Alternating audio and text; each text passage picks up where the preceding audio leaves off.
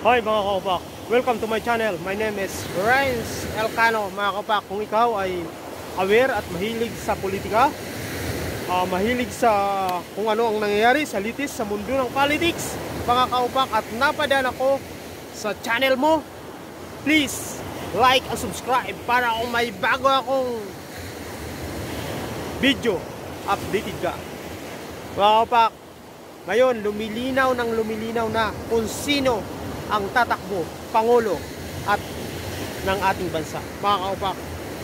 Kasi nag-uusap-usap na si Senator Lacson, Vice President Leni Robredo, pero mga kaupak, ang hindi maganda kasi yung ibang may sariling interes gusto rin nila tumakbo ng presidente. Mga kaupak, si Manny Pacquiao gusto maging presidente. Si Senator Lacson gusto rin maging presidente. Si Senador Gordon gusto rin maging presidente. Mga kaupak, si Ma'am Leni, syempre, presidente yan kasi vice president na, di ba? So walang nagbibigayan.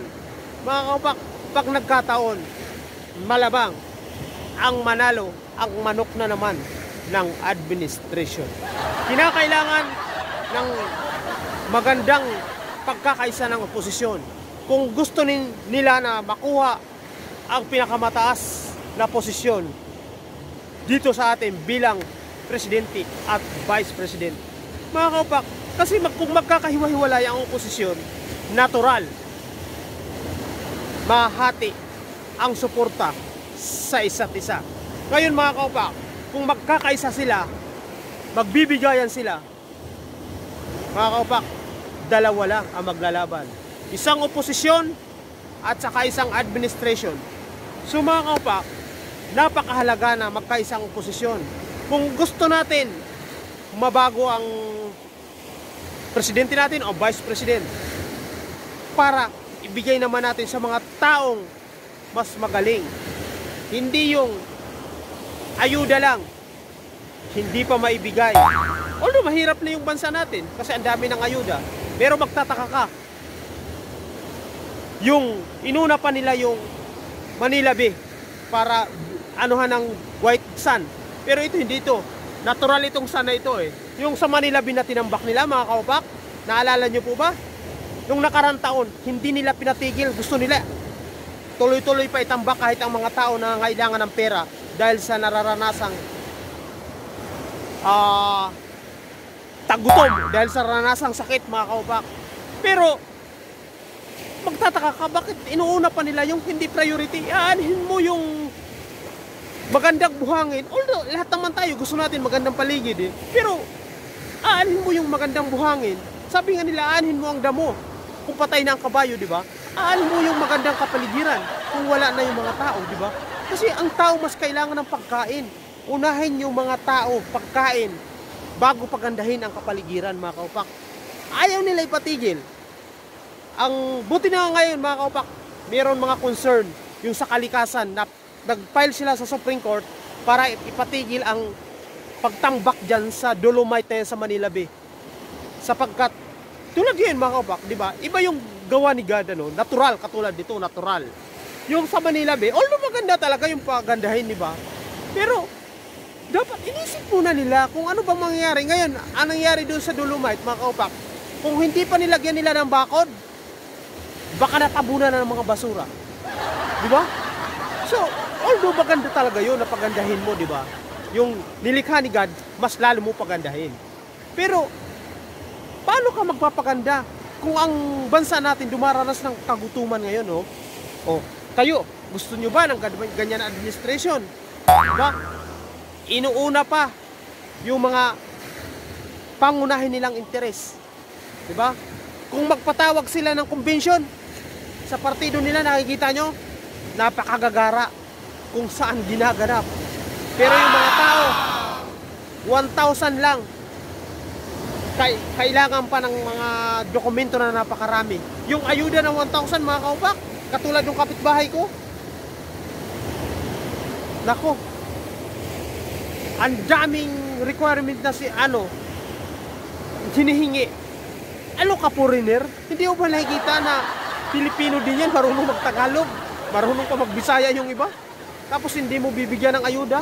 Ano bang nararanasan natin ngayon? Hindi pa pangkalahatan? So mga kaupak, kung kayo ay gusto nyo mabago ang ganung pamamalakad, mga kaupak, dapat magkaisa ang oposisyon. Kung si Senador Lacson, pwede rin siya maging presidente. Kung si Senador Ma'am Leni Robredo, Vice President pala yun, maging senador, maging presidente siya, pwede rin yan. Hindi pwede na sa oposisyon marami ang tatakbo bilang presidente sapagkat mahati ang oposisyon. Kapag wala yung pinakaiba, kaupak, sa isang buko, di ba? Hinati mo yan. Ang kabilang oposisyon, ang kabilang administration. Tapos yung isa, mga kaupak, nakahati yung oposisyon. Ibagsak mo ulit yan, kakalat yan. Kasi dumami, di ba? Ang bilang nila, liliit kasi naghiwa-hiwalay sila. Pero yung administration, buo pa rin sapagkat nagkakaisa sila. So ngayon mga kaupak, napakahalaga na ang oposisyon magkaisa. Kung gusto natin, mabago ang gobyerno natin. So hindi ko sinasabi na ibuto yung oposisyon. It's up to you. Ito'y pananaw ko lang mga kaupak. Kasi katulad niya, naku, marami ako naalala. Noong nakaraang taon, ang ABS-CBN nag-lockdown tayo doon, di ba? 1 year na, mahigit itong lockdown. Sa time na yon, talagang umukit sa puso ko yun eh. Kasi nakita ko yung mga tao, mas kailangan nila ng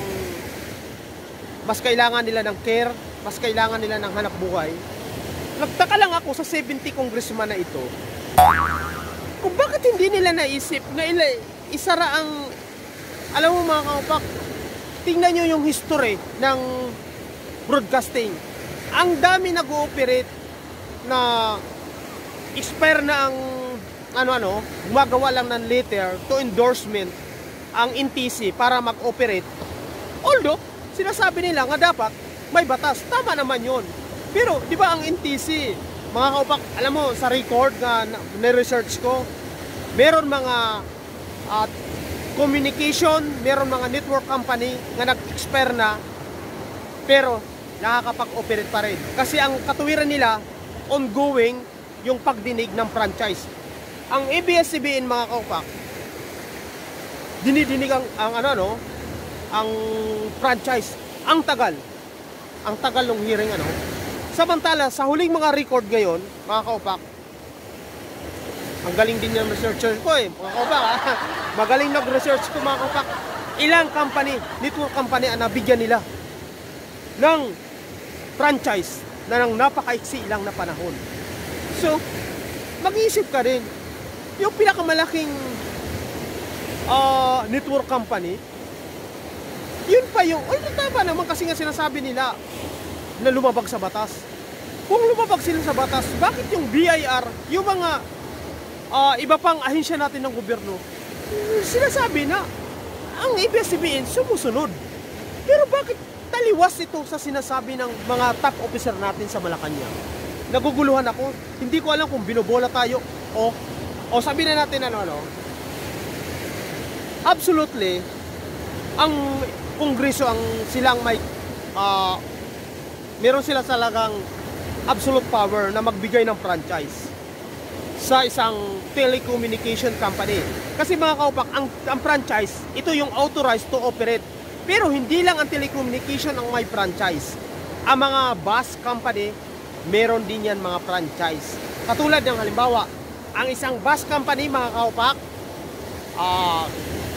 nakapatay, naka-aksidente. Sabihin na natin naka-aksidente. Ang ginagawa dyan ng NTC although hindi sila NTC pero may franchise din siya. Ang ginagawa nila dyan, sinususpindi o kaya pinagmumulta, pinagpapine ng mahal. Siyempre, kasi mayroon silang nilabag na batas, di ba?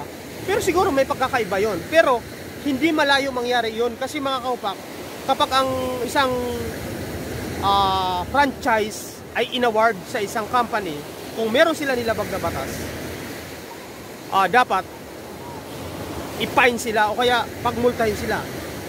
Ganyan ang ginagawa sa mga bus company.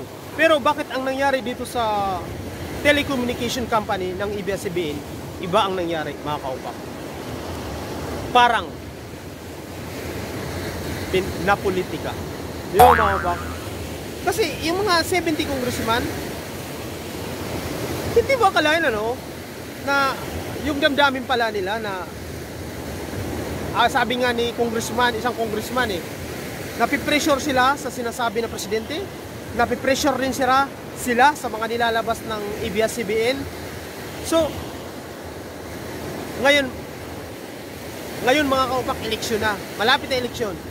Napipressure din ng tao. Pero, doon tayo sa may basic speech freedom. Katulad nung, pero yung mga kaupak sinara ang ABS-CBN, pinasara. Ang daming tao na wala ng trabaho. Nung time na yon, lockdown din. Kasi isang taon na yon, lockdown din yon. Naisip ba nila kung paano ang pagkain o paano na ang mga taong, buti kung ang ABS-CBN, buti sana kung sila lang yung mag-shoulder nung pagsasara ng kumpanya. Mayaman ang ABS-CBN. Di ba, hindi lang naman network yung kanilang business Pero, anong kinalaman nung 11,000 na mga tao? Baka naman siguro mas maganda kung ang ginawa. Pero parang, mga kaupak, opinion ko lang to, parang nagkakaroon ako ng katotohanan, real talk Pero mas maganda siguro kung pinagmulta na lang ang ABS-CBN. Kung sa paniniwala ng kongreso, mga congressman, na may nilabag ang ABS-CBN, mas maganda siguro kung pinagmulta na lang. At least pag pinagmulta mo, kahit ilang milyon pa yan, ang ABS-CBN lang ang mag-shoulder nun. Kasi ang mga taong 11,000 na empleyado, wala silang kinalaman kung ano ang nilabag na batas. Kung meron man nilabag na batas ang ABS-CBN, sumunod lang sila. Kasi manggagawa lang sila. Ngayon mga kaupak, tandaan natin ang mga congressman na yan, na 70 congressman. Umiinit ang ulo ko sa mga congressman na yan, na 70, sila po yung pumatay ng franchise ng ABS-CBN. Gusto nyo i-search nyo sa YouTube o sa Google kung sino-sino yung mga yan. Pero soon, ibablog ko sila, pangangalanan ko sila. Pero ang alam ko, meron ng pumanaw na isang congressman na isa sa mga bumoto ng 70 congressman para hindi na makarating sa plenary ng kongreso ang ABS-CBN franchise. Doon pa lang sa committee, pinatay na ng mga membro. So mga kaupak, ngayon napipressure din tayo kung sino ang ating iboboto. Huwag tayo matakot, magparehistro ka na, iboto ang kandidatong may puso sa maliliit na tao. Ang mga ginagawang batas ay makabayan at makatao.